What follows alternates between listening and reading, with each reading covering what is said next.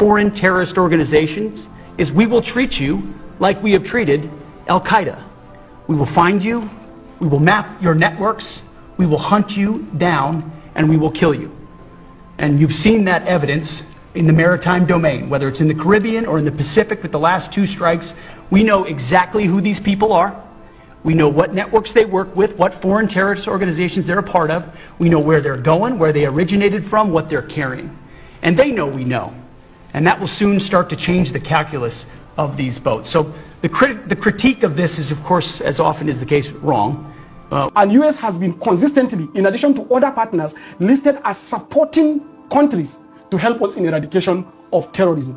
And don't forget, it is a United Nations Convention on Counterterrorism that empowers the United States to become the global front or focal point in fighting against terrorism. And wherever a word terrorism was defined in a given area, that means US have right to protect. They call it a responsibility to protect R2P. They have right to invoke that R2P to get into that country and destroy that terrorism. Yeah. So what we should show in our own case in Nigeria is that we should show commitment and willingness to partner to eliminate the threat of terrorism, not completely condemn a hand that is coming to help us and then put a motion forward. Yeah, the truth of the matter is why it became a polarizing statement is because there is a religious connotation to it. Since if you look at Donald Trump's speech, he mentioned Christian genocide that naturally would trigger an impulsive response from the Muslim side. Meanwhile, when you look at the core issue that triggers the so-called Christian genocide was because Christians were the ones that made the report. Had the Muslims done the same thing, it could have been that they would also include Muslim genocide, Christian and Muslim genocide, but Muslim organization didn't go to report it. And that's basically where the issue is. And on China coming on board, it's just a factor of strategic rivalry. Wherever US goes to the west, China will naturally go to the east. But it has no any bearing upon the stand of the United States when they want to project their national interests. You've seen it historically. China opposed invasion of Afghanistan. It doesn't stop the United States from staying there for 20 years. Similarly in Iraq, it doesn't stop them. In fact, most recently, the biggest, most strategic ally of China in the Central Asia is Iran. China vehemently, strongly stopped Trump or the US from invading Iran for whatever reason. Yet, Trump bombed Iranian nuclear facility and nothing, they did nothing, absolutely. Look at Gaza. China was strongly against the genocide in Gaza, but they couldn't do nothing. So it's just strategic rivalry. So anybody that is thinking that if China is talking, it's like China is coming to fight on our behalf, should US decide to invade Nigeria, it's just making a maybe very... Do you think this is a symbolic show of support and nothing more? It's just symbolic show of support. But some would say, listen, China has a lot to lose if the United States does what it wants to do. In fact, the truth of the matter is, China also is feeling the pains of the economy of Nigeria like many other Nigerians, because they have several companies that operate in Nigeria that most of them are currently crying of not being paid for the services they have rendered.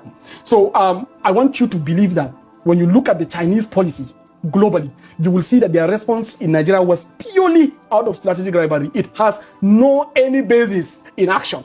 So should US decide to do anything, China will only issue strong press statements, and then strong worded diplomatic messages, but yet do nothing. That's what it is. So we don't begin to see this as somebody that is coming to back us. Nigeria needs to get its foreign policy acts together. The truth of the matter is, this government's foreign policy, as I mentioned earlier in one of my writings, is the laziest we have seen in the history of Nigeria. There is no activity. And any country that you don't send foreign representation in form of ambassadors, it's like you are rebuking them. It's like you don't recognize their sovereignty. And if we had an ambassador in the United States, things would have turned out differently. It would have been done because this issue didn't start now. It started building up since February 2025. The US delegation, like from the Congress, came to Nigeria 3 times to investigate and make findings. They were in many places in Plateau and Benue. Although I saw some people are saying that they didn't go to Zamfara, but the people that invited them were the people of Benue and Plateau. Why didn't the Zamfara people and the Sokoto people and the Katsina people also go and invite them? They didn't do that. So they came on fact-finding mission. You don't have a foreign representation in that country. You don't have any intelligence to understand that this is actually what is likely going to happen. You now start a fire brigade approach after we have already been listed as a CPC, country of particular concern. So that you are just reactionary because you are supposed to proactively respond to this and prevent the listing in the first place. The fact that we are listed as CPC means that they have already built. We're recommended. I don't think they've finalized the process yet. Yes, in fact, the process was there. They sat today. They will sit tomorrow. They will sit next tomorrow. It's likely that by Friday they will pass. You think it's a foregone conclusion? It's a foregone conclusion. But what do you make about the merit of the argument? Because you hear from ECOWAS, you hear from the National Assembly, you hear the federal government's response, you hear from the Chief of Defense Staff who say, listen, we have a security challenge. We do not have a genocide to deal with in this particular country. Why do you think this tag of genocide continues to stir such emotional reaction from people? Because Nigerians are divided between those who believe there's a genocide and those who categorically think it's an overstatement to say there's a genocide. The truth of the matter is, the US president did not specifically mention genocide in his words. He said existential threat, that the Christians have existential threat in Nigeria. So we need to understand this word itself. But other people who are parroting the Ted Cruz's, all the other lawmakers. Cruz have to do this because in addition to the bill that he is pushing, which he wants to garner support, he also wants to consolidate his Christian evangelical support base at home. So it's purely political. So we don't interpret what they are doing from the real action.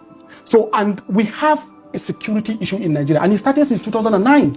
Did we solve this problem? Did people stop dying? Don't we need American support? Don't we need international support? Don't we need Chinese? Don't we need Russians? Don't we need international support? We do need, because ourselves you cannot solve this problem. And Nigeria, especially Nigerian military, most of the senior leadership are trained in the US. Like especially the current service chiefs, they are all US trained. So they only know how to operate in the area of tactical and strategic operations with US weaponry. So should we build a resenting diplomatic row between Nigeria and the US, and they decide to sanction us and refuse giving us these weapons, how do you think we will find the banditry? So what I'm saying is, it is very important for us not to be emotive and impulsive. We have to be very pragmatic and realistic. We have to accept the fact that killings is happening, and that we have to accept the fact that we need help, and that we have to redirect the new attention of the US towards the bandits and the terrorists that are killing our people. That's what we should do. Not to categorically condemn them and say that the US is trying to come and invade the country and start killing us. That is not the case. Another thing again is that the US did not categorically say they are coming to invade. They say that this option is on the table. And in diplomatic relationship, if you become very irresponsible and unreasonable, you push your interest based on emotion. That's when you're actually attracting war. But this intervention, tone is very important, isn't it? Yes. The way President Trump said it, the way Pete Hegseth, the Secretary of the Defense Department, or Department of War, as they call it now, said it. It didn't look like Nigeria's government was factored into the conversation. It's unsolicited intervention. And the big question is Nigeria not a sovereign nation? Can another nation just offer help unsolicited? No. Nigeria has consistently sought for United States help. In fact, in 2014, Nigerian opposition party, then the APC, were in the White House seeking for the same help on the same Christian genocide as a fallout of the Chibok girls. This is established. The second thing again is that even most recently, we acquired $346 million worth of weaponry from the US, and we are trying to send our military personnel to go and train as a factor of diplomatic relationship between Nigeria and the US. And US has been consistently, in addition to other partners, listed as supporting countries to help us in eradication of terrorism. And don't forget, it is a United Nations Convention on Counterterrorism that empowers the United States to become the global front or focal point in fighting against terrorism. And wherever a word terrorism was defined in a given area, that means US have right to protect. They call it the responsibility to protect R2P. They have right to invoke that R2P to get into that country and destroy that terrorism. Yeah. So what we should show in our own case in Nigeria is that we should show commitment and willingness to partner to eliminate the threat of terrorism, not completely condemn a hand that is coming to help us and then put emotion forward. We can negotiate with them. We can tell them, give us the weapons responsibly. We can discuss with them and acknowledge that this genocide is taking place. Yes, they say Christian genocide. Now we can justify to them that, look, it's not only genocide, it's not only Christians, Muslims also are affected. But do you agree with the categorization that it's a genocide? I actually, when I look at the damages, when you look at the total number of the people that have been killed over time in Nigeria, and they are killed defenseless in villages, sleeping in their homes, then what can you call this, for God's sake? You think there's a genocide? I think it's actually pure genocide, because you just come and kill people, just like that. And this thing has been happening. Several villages in Katsina destroyed. Several villages in Sokoto gone. Several villages in Zamfara every day. If you have to zoom out and consider the numbers in totality, one would say there is also a genocide in the United States. Yes. Much more than what is actually happening in Nigeria. There have been more attacks on worship centers, mosques, churches, synagogues in the US from 2000 to date. 3 times what has happened in Nigeria over the last 1.5 decades. I'm not a lawyer. I am not an international criminal attorney. I will not understand that, but I know that there is a difference between hate crime and genocide. Like what happened in Gaza, you are killing defenseless people, is called genocide. Right. But the US disagrees. And thank you for bringing the Gaza point up, because the question is, there are a lot of inconsistencies when it comes to the United States foreign policy, especially when the interest is at play. Where is the same categorization on Israel when it came to Gaza, where you're talking about thousands of people killed within the space of just 2 years, right? Women and children, defenseless, as you've said. Yes. Where's the same anger? Where's the same categorization for Israel? Because they've not even admitted that what has happened in Gaza is a genocide. Ergo, the reason why people question their motive for coming to Nigeria, or at least focusing on Nigeria. To be very candid with you, the United States foreign policy globally is driven strictly by self-interest. If it benefits them, even if the whole world is dying, they will justify it. You can see some places like Nigeria, they will come and accuse us for not practicing democracy. But there they are backing autocracies in other places where it fits them. In fact, in some places like Syria, they converted the #1 terror fighter, Al-Jolani, to Ashara and made him president. So it's all strategic interests. But you, as a country, you don't feed that strategic interest. If you come with emotion without pragmatism, without responsible approach, you are feeding the desire for them to exert and exercise this interest. So what you should have done is to find a very common ground, not to ever allow this diplomatic route to go hard. Accept it and take ownership of whatever action they want to do, and then implement.